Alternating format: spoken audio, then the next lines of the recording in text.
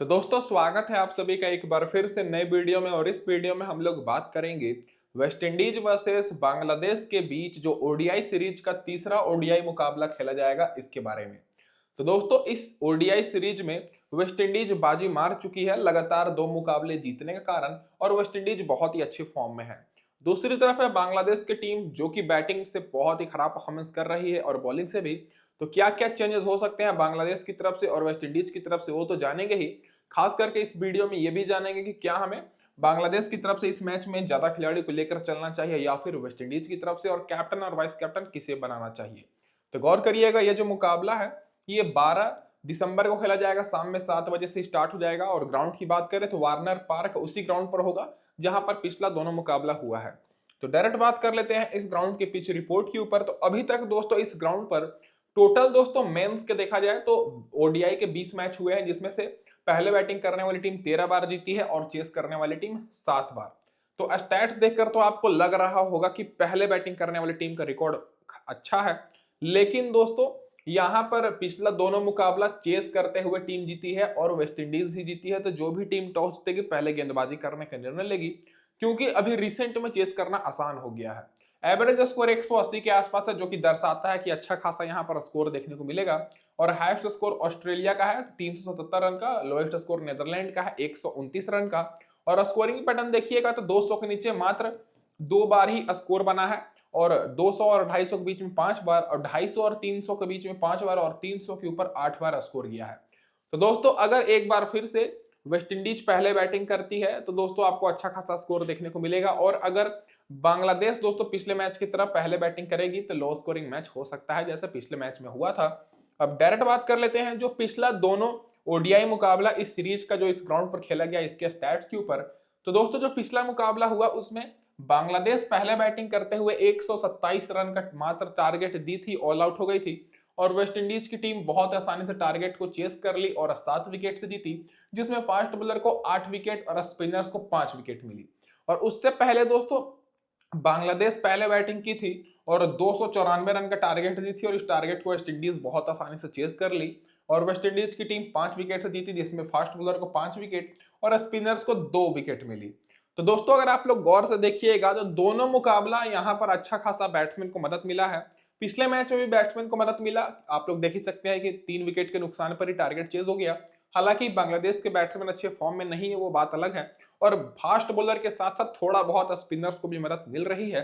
पिछले दोनों मुकाबले मिलाकर फास्ट बॉलर को 17 विकेट मिली है और स्पिनर्स को 7 विकेट, जिसमें से फास्ट बॉलर पहले इनिंग में 13 विकेट लिए हैं और स्पिनर्स 3 विकेट, और सेकंड इनिंग में फास्ट बॉलर को 4 विकेट और स्पिनर्स को 4 विकेट मिली है। तो दोस्तों जो भी टीम पहले बॉलिंग कराएगी उनके फास्ट बॉलर पर ज्यादा फोकस करना है, खास करके वेस्ट इंडीज के। और सेकंड इनिंग में तो दोस्तों फास्ट बॉलर के साथ साथ स्पिनर्स को भी मदद मिल रही है। अब इसके बाद डायरेक्ट बात कर लेते हैं हेड टू हेड रिकॉर्ड और रिसेंट फॉर्म के ऊपर। तो दोस्तों वेस्ट इंडीज और बांग्लादेश दोनों टीम्स के इतिहास में, मतलब ओडीआई इतिहास में दोनों टीम्स के बीच 44 मुकाबले हुआ है, जिसमें से वेस्ट इंडीज दोस्तों 23 बार बाजी मारी है और बांग्लादेश 21 बार। और रिसेंट फॉर्म देखा जाए तो वेस्ट इंडीज का बहुत बेहतर है, लगातार दोस्तों 3 ओडीआई मैच जीते हैं और 5 में से 4 मैच जीत कर आ रहे हैं। और बांग्लादेश का परफॉर्मेंस बहुत ज्यादा खराब है, पिछला तीनों ओडीआई मैच हारे हैं और पिछले 5 ओडीआई मैच में से केवल एक ही ओडीआई मैच जीते हैं। तो बांग्लादेश दोस्तों बहुत ही खराब फॉर्म से जूझ रही है। अब इसके बाद डायरेक्ट बात कर लेते हैं क्या रहेगी अब इस मुकाबले में वेस्ट इंडीज की तरफ से प्लेइंग 11। तो दोस्तों वेस्ट इंडीज की तरफ से आपको बॉलिंग में बदलाव देखने को मिल सकता है। जो नए खिलाड़ी हैं जो बैठे हुए हैं बेंच पर उनको मौका मिलेगा। टॉप ऑर्डर से ब्रैंडन किंग और इवल न्यूज यही ओपनिंग करेंगे, फिर दोस्तों किसी कार्टी आएंगे, फिर चौथे नंबर पर विकेट कीपर कैप्टन सही होप, फिर रदरफोर्ड और जस्टिन ग्रेविस। तो रदरफोर्ड और जस्टिन ग्रेविस की जगह पर सिमरन हेटमायर को मौका मिल सकता है। बाकी रोस्टन चेज, रोमारियो सेफर्ड और दोस्तों एम मेंडली को पिछले मैच में खिलाया गया था, 1 विकेट मिली, गुदकेश मोटाई और जेडन सील्स। तो प्लेइंग 11 में से देखा जाए तो जो अभी बदलाव होगा वो तो अभी हम लोग जानेंगे। तो सिमरन हेटमायर का मौका मिल सकता है, बाकी बॉलिंग में बदलाव हो सकता है, अल्जारे जोसेफ वापसी कर सकते हैं। पावर प्ले में आपको एम मेंडली पिछले मैच में बॉलिंग कराए थे जेडन सील्स के साथ, और आखिरी ओवर में एम मेंडली बॉलिंग कराएंगे रोमारियो सेफर्ड के साथ। अब डायरेक्ट बात कर लेते हैं इन सारे खिलाड़ियों के रिसेंट फॉर्म के ऊपर। तो उससे पहले मैं अपने भाइयों को ये बोल दूं कि चैनल पर दोस्तों पहली बार आए हैं और इसी तरह के सारे मैचेस की अपडेट्स सबसे पहले पाना चाहते हैं तो सब्सक्राइब कर लीजिएगा दोस्तों हमारे चैनल को, और नोटिफिकेशन बेल को ऑन कर लीजिए ताकि आपको सारे मैचेस के सबसे पहले अपडेट मिले। और टेलीग्राम पर जुड़ जाइएगा, बायो में और डिस्क्रिप्शन में लिंक दे रखा है। अब डायरेक्ट बात कर लेते हैं यहाँ पर दोस्तों रिसेंट फॉर्म के ऊपर। तो ब्रैंडन किंग पिछले मैच में अच्छे फॉर्म में दिखे, 82 रन की पारी खेले, पहले ओडीआई मैच में 9 रन बनाए थे और रिसेंट में 102 रन, और इनका बहुत पहले का रिकॉर्ड कुछ खास नहीं है। तो दोस्तों ब्रैंडन किंग धीरे धीरे फॉर्म में आ चुके हैं और पिछले 3 ओडीआई मैच में इन्होंने 2 ओडीआई मैच में अच्छा परफॉर्मेंस किया है। एविल न्यूज की बात करें तो एविल न्यूज का रिसेंट का परफॉर्मेंस भी बेहतर है और पिछले मैच में 49 रन की पारी खेले और पहले ओडीआई मैच में 16 रन। रिसेंट में इन्होंने 94 रन, 102 रन, 55 रन की पारी खेली है। तो दोनों ओपनर्स अच्छे फॉर्म में हैं, लेकिन ब्रैंडन किंग को मैक्सिमम लोग लिए हैं। तो इवन न्यूज को आप लोग ट्रम्प ऑप्शन ग्रैंड लीग में इस्तेमाल कर सकते हैं। बाकी केसी कार्टी की बात करें तो ये भी बेस्ट ऑप्शन है। पिछले मैच में 45 रन और पहले ओडीआई मैच में 21 रन की पारी खेले। रिसेंट में 128 रन, 71 रन, फिर दोस्तों 50 रन, 88 रन, 40 रन, 37 रन और 19 रन नॉट आउट की पारी खेल चुके हैं। तो दोस्तों मैक्सिमम लोग क्या कर रहे हैं कि किसी कार्टी और इवन ल्यूज को नहीं ले रहे हैं। तो ये दोनों खिलाड़ी आप लोग के लिए ग्रैंड लीग के लिए बेस्ट ऑप्शन रहेंगे। टॉप ऑर्डर से ब्रैंडन किंग तो सेफ ऑप्शन है ही, बाकी सही होप भी सेफ ऑप्शन है क्योंकि इनको भी बहुत ही लोगों ने लिया है। सही होप की बात करें तो पिछले मैच में 17 रन की पारी खेले, नॉट आउट रहे थे और उससे पहले 86 रन। रिसेंट में इन्होंने 117 रन की बेस्ट पारी खेली है और बहुत पहले 68 रन की एक मैच में पारी खेली है। तो सही होप भी अच्छे फॉर्म में है, कप्तानी पारी अभी खेल रहे हैं। तो दोस्तों ये आप लोग के लिए इंपॉर्टेंट रहेंगे। तो दोस्तों ब्रैंडन किंग और सही होप इन दोनों को मैक्सिमम लोग अपनी टीम में लिए हैं। इवन न्यूज किसी कार्टी को नहीं लिए हैं, तो इवन न्यूज किसी कार्टी ग्रैंड लीग के लिए और ब्रैंडन किंग और सही होप स्मॉल लीग के लिए। और सैनफेन रदरफोर्ड भी दोस्तों स्मॉल लीग के लिए ही रहेंगे क्योंकि इनका भी परफॉर्मेंस बहुत बेहतर है। पिछले मैच में 24 रन नॉट आउट रहे थे, उससे पहले 113 रन और 54 रन की भी पारी खेले हैं और 50 रन, 1 विकेट, 74 रन और 80 रन का भी। तो ये भी सेफ ऑप्शन है, तो इनको भी मैक्सिमम लोग लिए हैं। और जस्टिन ग्रेविस की बात करें तो ये दोस्तों थोड़े रिस्की ऑप्शन हो सकते हैं क्योंकि टॉप ऑर्डर का बैट्समैन का सारे का परफॉर्मेंस बेहतर है, तो इनको उतना मौका मिला नहीं। पिछले मैच में बॉलिंग से 1 विकेट लिए हैं और उससे पहले 41 रन नॉट आउट की पारी खेले हैं। और रॉस्टन चेस की बात करें तो पिछले 2 मैच में इनको मात्र 1 विकेट मिली है और बॉलिंग से तो 1 ही विकेट मिली है, बैटिंग से भी उतना मौका मिला नहीं है। तो जस्टिन ग्रेविस और रॉस्टन चेस थोड़े रिस्की ऑप्शन हो सकते हैं। तो रॉस्टन चेस को तो आप लोग चाहें तो रख सकते हैं क्योंकि ऑलराउंडर है, दोनों हालांकि ऑलराउंडर है, आपको बॉलिंग कराते हुए दिखेंगे लेकिन थोड़े से रिस्की रहेंगे क्योंकि बॉलिंग से उतने अच्छे फॉर्म में नहीं है। बाकी रोमारियो सेफर्ट सेफ ऑप्शन रहेंगे दोस्तों क्योंकि रोमारियो सेफर्ट आपको अच्छा खासा विकेट देंगे और पिछले 2 मुकाबले में इनको 4 विकेट मिली है। और एम मिंडली की बात करें तो पिछले मैच में 1 विकेट मिली है और रिसेंट फॉर्म इनका बहुत ज्यादा बेहतर है। तो देख ही सकते हैं रिसेंट में 5 विकेट, 4 विकेट, 4 विकेट, 3-3 विकेट लेकर आ रहे हैं। तो मिंडली अगर खेलते हैं तो इनके ऊपर आप लोग फोकस करिएगा। जी मोटाई को पिछले 2 मुकाबले में 2 विकेट मिली है और जेडन सील्स को पिछले 2 मुकाबले में 5 विकेट। तो दोस्तों जो स्मॉल लीग के लिए सेफ ऑप्शन रहेंगे वो जेडन सील्स रहेंगे और जी मोटाई और ग्रैंड लीग में आप लोग मिंडली के ऊपर ज्यादा फोकस करिएगा क्योंकि इनका रिसेंट फॉर्म बहुत ही ज्यादा बेहतर है। अब डायरेक्ट बात कर लेते हैं। वीडियो में आगे बढ़ने से पहले एक बार फिर से कि जो भी भाई लोग टेलीग्राम पर नहीं जुड़े हैं फटाफट से जुड़ जाइए, बायो में और डिस्क्रिप्शन में लिंक दे रखा है ताकि यहाँ पर आप सभी को सबसे पहले अपडेट्स मिले, टीम्स मिले बिल्कुल फ्री में। और टेलीग्राम पर तो जुड़ने के बाद आप लोग चैनल को भी सब्सक्राइब कर लीजिएगा।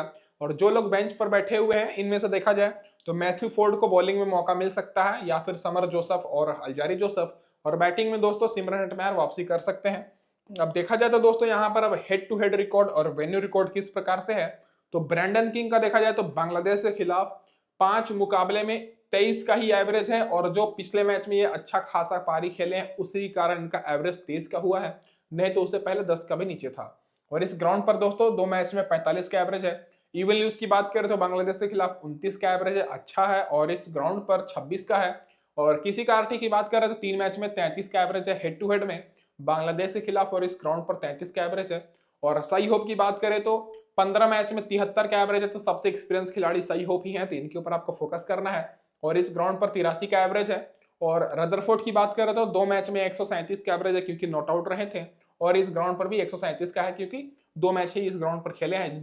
जस्टिन ग्रेविस की बात करें तो 41 का एवरेज है हेड टू हेड में और ग्राउंड पर भी 41 का है। और रोस्टन चेस की बात करें तो 24 का एवरेज है हेड टू हेड में और इस ग्राउंड पर 2 का है। तो दोस्तों आपको कंफ्यूज बिल्कुल नहीं होना है, ये दोस्तों जो रिकॉर्ड है ये दोस्तों हेड टू हेड का रिकॉर्ड है बांग्लादेश के खिलाफ, और ये दोस्तों वेन्यू का रिकॉर्ड है। तो आप लोग बिल्कुल भी कंफ्यूज नहीं होइएगा, मैंने इतना क्लियर यहाँ पर लिखा हुआ है, कुछ लोग कंफ्यूज हो जाते हैं। रोमारियो सेफर्ड 4 मैच में 4 विकेट लिए हैं और इस ग्राउंड पर 2 मैच में 4 विकेट। और मेंडली की बात करें तो एक मैच में 1 विकेट और इस ग्राउंड पर भी एक मैच में 1 विकेट। और बुदापेस्ट मोटाई की बात करें तो 5 मैच में इनको 8 विकेट मिली है हेड टू हेड में, और इस ग्राउंड पर 2 मैच में 2 विकेट। और बाकी जेडन सील्स की बात करें तो 3 मैच में इन्होंने 5 विकेट लिया है बांग्लादेश के खिलाफ, और इस ग्राउंड पर 2 मैच में 5 विकेट लिया है। अब डायरेक्ट बात कर लेते हैं दोस्तों क्या रही है अब इस मुकाबले में बांग्लादेश की प्लेइंग 11। तो दोस्तों बांग्लादेश की तरफ से पिछले मैच में एक बदलाव हुआ था, सौरफुल इस्लाम को खिलाया गया था। तो दोस्तों यहाँ पर आपको तंजीद हसन खेलते हुए दिखेंगे सौम्य सरकार के साथ। फिर तीसरे नंबर पर लिटन दास आएंगे, फिर मेहदी हसन मिराज, फिर आफिफ हुसैन, मोहम्मदुल्लाह, जाकिर अली, राशिद हुसैन, फिर तंजीम हसन साकिब, तस्किन अहमद फिर से वापसी कर सकते हैं, और नाहिद राना ये तो खेलेंगे ही। पावर प्ले में आप सभी को बॉलिंग कराते हुए तस्किन अहमद और तंजीद साकिब बॉलिंग कराते दिखेंगे, और आखिरी ओवर में नाहिद राना और सौम्य सरकार। अब डायरेक्ट बात कर लेते हैं दोस्तों इन सारे खिलाड़ियों के रिसेंट फॉर्म के ऊपर। तो दोस्तों इनका अगर आप लोग रिसेंट फॉर्म देखिएगा तो दोस्तों आपको देखने को मिलेगा कि टॉप ऑर्डर का परफॉर्मेंस पूरी तरीके से फ्लॉप है, मिडिल ऑर्डर का भी फ्लॉप है और लो ऑर्डर का भी फ्लॉप है। केवल कुछ ही खिलाड़ी हैं जो कि अच्छा परफॉर्मेंस किए थे, और पिछले मैच में तो इनके बॉलर्स दोस्तों अच्छा परफॉर्मेंस किए थे। तंजीद हसन की बात करें तो पिछले मैच में 46 रन की पारी खेले, उससे पहले 60 रन, और रिसेंट परफॉर्मेंस भी ठीक ही ठाक है। तो टॉप ऑर्डर से एकमात्र सेफ ऑप्शन रहेंगे तंजीद हसन, तो इनके ऊपर फोकस करना है। सौम्य सरकार पहले ओडीआई मैच में 19 रन 1 विकेट की पारी, और पिछले मैच में मात्र 2 रन, बॉलिंग नहीं कराएं। रिसेंट फॉर्म हालांकि बेहतर है, तो सौम्य सरकार इंपॉर्टेंट हो सकते हैं ग्रैंड लीग के लिए अगर ये बॉलिंग कराते हैं या नहीं, जो कि मैं आपको टेलीग्राम पर अपडेट करूंगा। लिटन दास बहुत ही ज्यादा रिस्की ऑप्शन रहेंगे, मैं पिछली दोनों वीडियो में आपको कहा हूं, क्योंकि इनका रिसेंट का ओडीआई में परफॉर्मेंस बहुत ज्यादा खराब है। पिछले मैच में मात्र 4 विकेट, उससे पहले 2 विकेट, बहुत पहले का परफॉर्मेंस भी उतना अच्छा नहीं है, तो लिटन दास रिस्की ऑप्शन रहेंगे। और आप सभी को तंजीद हसन के फोकस करने के बाद आपको डायरेक्ट मेहदी हसन मिराज पर फोकस करना है, ये सेफ ऑप्शन रहेंगे। पिछले मैच में तो फ्लॉप हो गए थे, 1 रन बनाए थे, विकेट नहीं मिली थी, लेकिन उससे पहले 74 रन 1 विकेट, फिर 66 रन 1 विकेट, 22 रन 2 विकेट और 28 रन और 25 रन 2 विकेट की भी पारी खेले हैं। आफिफ हुसैन की बात करें तो पिछले मैच में 24 रन 1 विकेट की पारी खेले हैं, 28 रन, लेकिन ये दोस्तों ग्रैंड लीग के लिए इंपॉर्टेंट रहेंगे क्योंकि ये मेन बॉलर नहीं है और रिसेंट फॉर्म उतना बेहतर नहीं है। तो आपको दोस्तों ज्यादा खिलाड़ी पर फोकस नहीं करना है, एक्सपीरियंस वाले खिलाड़ी पर फोकस करना है, जैसे महमूदुल्लाह हो गए, पिछले मैच में 62 रन की पारी खेले, उससे पहले 50 रन। और महमूदुल्लाह का दोस्तों बांग्लादेश की तरफ से सबसे अच्छा रिकॉर्ड है इस ग्राउंड पर। हालांकि रिसेंट फॉर्म उतना अच्छा नहीं है, लेकिन फिर भी 98 रन, 50 रन और 62 रन पिछले 3 ओडीआई मैच में अच्छा खेल करा रहे हैं। जाकिर अली की बात करें तो ये भी रिस्की ऑप्शन है, तो इनके ऊपर भी आपको फोकस नहीं करना है। पिछले मैच में मात्र 3 रन, उससे पहले 48 रन, रिसेंट में इनको ज्यादा मौका मिला नहीं है।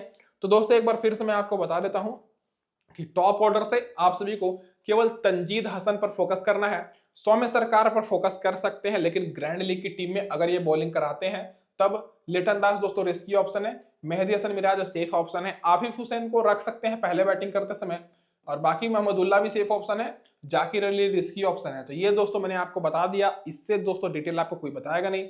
बाकी राशिद हुसैन की बात करें तो पिछले 2 मैच में इनको 2 विकेट मिली है। तंजीद हसन साकिब पिछले मैच में 45 रन की पारी खेले हैं और रिसेंट फॉर्म बेहतर है, तो सेफ ऑप्शन हो सकते हैं। सौरफुल इस्लाम पिछले मैच में 15 रन की पारी खेले, विकेट नहीं मिली, तो सौरफुल इस्लाम ग्रैंड लीग के लिए। और नाहिद राना की बात करें तो पिछले 2 मैच में 2 विकेट मिली है। तो दोस्तों बॉलिंग में आप लोग चाहें तो तंजीद हसन साकिब और नाहिद राना पर फोकस कर सकते हैं और राशिद हुसैन के ऊपर। अब दोस्तों डायरेक्ट बात कर लेते हैं जो खिलाड़ी बेंच पर बैठे हैं। तो 4 खिलाड़ी बेंच पर बैठे हैं दोस्तों, और इनमें से देखा जाए तो किसी का खेलने का चांसेस लग नहीं रहा है, और तस्किन अहमद वापसी कर सकते हैं, नसूम अहमद और हसन महमूद को भी मौका दिया जा सकता है।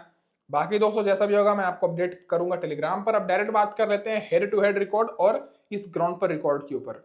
तो दोस्तों बांग्लादेश की टीम की बात करें तो वेस्ट इंडीज के खिलाफ तंजीद हसन 2 मैच खेले हैं, 53 का एवरेज है, और इस ग्राउंड पर भी 2 मैच खेले हैं, 53 का एवरेज है। और सौम्य सरकार का 35 का एवरेज है 10 मैच में, और इस ग्राउंड पर 10 का ही है। लिटन दास 29 का एवरेज है 12 मैच में, और इस ग्राउंड पर मात्र 3 का एवरेज है। मेहदी हसन मिराज का 50 का एवरेज है और 27 विकेट लिए हैं, इसलिए मैंने आपको बताया मेहदी हसन मिराज इंपॉर्टेंट रहेंगे, और इस ग्राउंड पर 37 का एवरेज है। आफिफ हुसैन उतना कुछ खास रिकॉर्ड नहीं है, इस ग्राउंड पर 26 का है। महमूदुल्लाह की बात करें तो सबसे एक्सपीरियंस इन्हीं के पास है, 68 का एवरेज है और 14 विकेट लिए हैं 23 मैच में, और इस ग्राउंड पर 128 का है। 5 मैच में 250 के ऊपर स्कोर किए हैं और 3 विकेट भी लिए हैं। बाकी बॉलिंग से बात करें तो दोस्तों सारे खिलाड़ियों का एवरेज मतलब कुछ खास नहीं है, जो कि पिछले कुछ मुकाबले खेले हैं बस उन्हीं का है। सौरफुल इस्लाम का थोड़ा बेहतर है, 3 मैच में 5 विकेट है वेस्ट इंडीज के खिलाफ, तो इनके ऊपर आप लोग फोकस करिएगा। ये तो होगी दोस्तों यहाँ पर हमारी पूरी डिटेल एनालिसिस। अब डायरेक्ट बात कर लेते हैं टीम कॉम्बिनेशन के ऊपर। तो हमेशा की तरह इस वीडियो में भी आपको दो प्रकार से टीम मिलेगी। पहली टीम हमारी स्मॉल लीग की टीम रहेगी, दूसरी टीम हमारी ग्रैंड लीग की टीम रहेगी। तो स्मॉल लीग की टीम में मैंने कैप्टन किया है मेहदी हसन मिराज को, वाइस कैप्टन मैंने यहाँ पर किया है ब्रैंडन किंग को। यहाँ पर मैं मेहदी हसन मिराज को कैप्टन इसलिए कर रहा हूँ क्योंकि पहले मैच में अच्छा परफॉर्मेंस किए थे, भले ही टीम इनकी जीती ना हो, और पिछले मैच में फ्लॉप हो गए थे लेकिन कर सकते थे। बाकी मैंने रोमारियो सेफर्ड और यहाँ पर ग्रेविस को लिया है जो कि अच्छे खासे बॉलिंग करा रहे हैं। फिर मैंने यहाँ जेडन सिल्स, तंजीद हसन साकिब और जी मोटाई को लिया है। पूरी टीम मैंने वेस्ट इंडीज को सपोर्ट करते हुए बनाई है क्योंकि बांग्लादेश उतना अच्छा परफॉर्मेंस कर नहीं रही है, और बैटिंग से मैंने ब्रैंडन किंग यहाँ पर लिया, ब्रैंडन किंग, महमूदुल्लाह, तंजीद हसन और रदरफोर्ड और यहाँ पर सही हो। तो आप लोग रदरफोर्ड की जगह पर चाहे तो केसी कार्टी या फिर इवन ल्यूज को रख सकते हैं। तो ये हो गई दोस्तों यहाँ पर 7 खिलाड़ी वेस्ट इंडीज की तरफ से, और बांग्लादेश की तरफ से मात्र 4 खिलाड़ी। ये हो गई हमारी सेफ टीम। ग्रैंड लीग की टीम में मैंने क्या किया है कि दोस्तों बैटिंग से मैंने इवन ल्यूज को कैप्टन किया है, रदरफोर्ड को ना लेते हुए दोस्तों यहाँ पर मैंने किसी कार्टी को लिया है, और तीनों टॉप ऑर्डर के बैट्समैन को लिया है क्योंकि तीनों बैट्समैन अच्छा परफॉर्मेंस किए थे लेकिन उतना लोगों ने नहीं लिया है, और खास करके इवन ल्यूज और किसी कार्टी को तो बहुत ही कम लोग लिए हैं। और इधर से मैं सही होप को ले रहा हूं, महमूदुल्लाह, तंजीद हसन साकिब जो कि अच्छा परफॉर्मेंस कर रहे हैं, मेहदी हसन मिराज और रोमारियो सेफर्ड, और इधर से जी मोटाई, तंजीद हसन साकिब और जेडन सिल्स हमारे वाइस कैप्टन। तो ये होगी दोस्तों ग्रैंड लीग की टीम, ये हो गई हमारी स्मॉल लीग की टीम। ये भी पूरी वेस्ट इंडीज को सपोर्ट करते हुए रहेगी, ये भी हमारी पूरी वेस्ट इंडीज को, बस ये पूरी बैट्समैन को सपोर्ट करते हुए है, और वो बैलेंस टीम है दोस्तों। तो इस वीडियो में बस इतना ही। वीडियो देखने के लिए धन्यवाद, और टेलीग्राम पर जुड़ जाइएगा फाइनल अपडेट्स के लिए। धन्यवाद दोस्तों आप सभी का वीडियो देखने के लिए।